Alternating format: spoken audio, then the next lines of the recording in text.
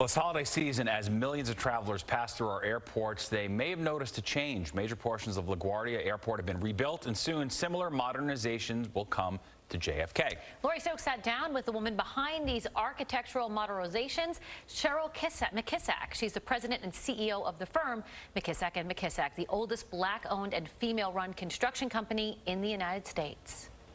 I started this journey 30 years ago. 30 years ago, and to think about the iconic projects that we've had the opportunity to work on, you know, it's a blessing. Cheryl McKissack and her team at McKissack & McKissack have been blessing New York City with much of the infrastructure New Yorkers use every day. We are the independent engineer for the MTA, so we oversee their capital program. The first program that we oversaw was $32 billion. The one we're doing now is $54 billion.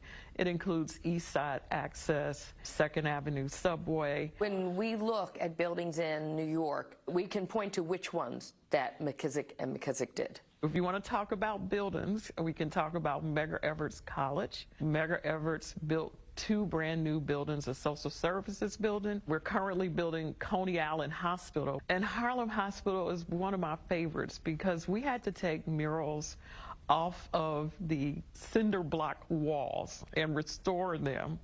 And they hang in the entrance of Harlem Hospital right now. But then the architect came up with the bright idea to mimic those same murals on the outside of the glass of the hospital. So the hospital is beautiful. McKissack and her team brought beauty to LaGuardia Airport, once maligned by President, then Vice President Joe Biden. If I took you in blindfold and you took you to LaGuardia Airport in New York, you must think I must be in some third world country. We've had the opportunity to participate on the central terminal at LaGuardia and continue to work with Delta, which is Terminal B and C, which is another, $4 or $5 billion undertaking. It's a long way from McKissack & McKissack's origins. 5 generations of McKissacks ago, founded by a former slave. How unheard of that is, even within a white generational family, let alone a black generational family, that started with a man named Moses. Moses McKissack I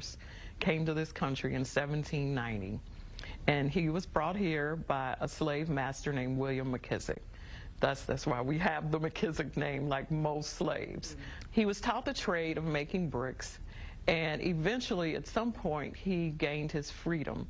And we know that because he gave 365,000 bricks to the Cheers family in Nashville, Tennessee, and they built their mansion. So what was he like? I often imagine that. I think about how do you overcome not just bigotry, but slavery.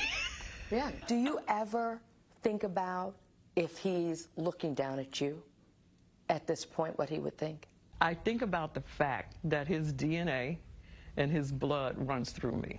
And I believe that because I'm a product of my parents, they're a product of their parents, and so forth and so on. So I believe more than he's just looking down on me, I feel like he's in me, that I can stand on the accomplishments of my ancestors. Cheryl took me on a tour of her great accomplishment, a reimagined LaGuardia Airport. You must have a lot of pride. Really, how can you not? It's very humbling to be a part of so many iconic projects in New York. Being part of the footprint of New York City as a black female-owned business is not only important for McKissack, but I think it's important for all of New York. And how many international people are coming through these airports, what that means? Well, it gives us a better face as a country, first of all. Joe Biden was not kidding when he said it looked third world, because it did. And now you look at it, it's Class A space. It's second to none, and that's what New York should be. We have the Central Terminal here. We have the Delta Terminal right next door, which we're still working on next door. And then we have JFK. Plans for JFK Airport recently revived by Governor Kathy Hochul. And it's going to completely transform and modernize this terminal. We're adding 150,000 new square feet. That's incredible. We're currently program managers for Terminal 1 at JFK, which is a $6 billion project, probably the largest airport project taking place in the country. And that was Lori Stokes reporting. Parts of the remodeled LaGuardia reopened earlier this year with more to come. The first phase of the remodeled JFK, which includes the new arrivals and departures hall, and the first set of new gates is expected to open in 2026.